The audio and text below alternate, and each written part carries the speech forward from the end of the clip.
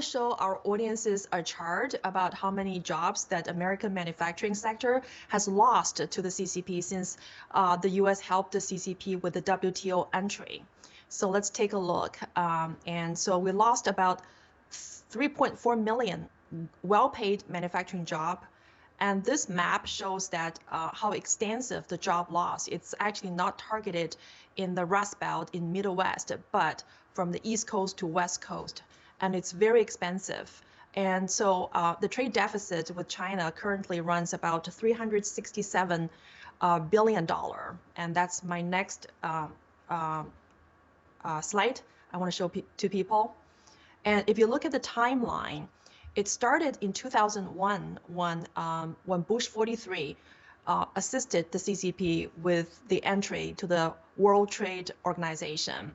And since that time, the CCP has been increasing the unrestricted economic warfare against the US right under our nose. And CCP has been abusing and violating the international rules without any accountability. No one held CCP accountable for the human rights violation, for using the forced labor and the Uyghurs concentration camp until President Trump came to the White House.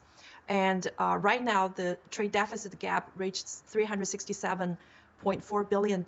That's a lot. And I remember that a few years ago, I read a story from the news that a prisoner, worker in the concentration camp wrote a letter of SOS in the product that was sold in Kmart.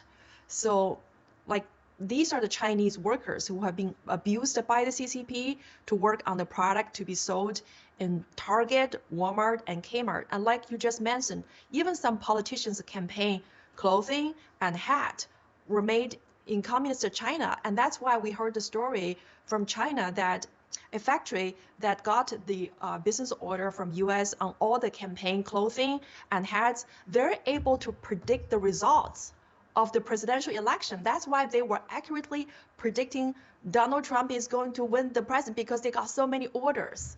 So I think that we desperately need an alternative to this supply chain that have been dominated by China.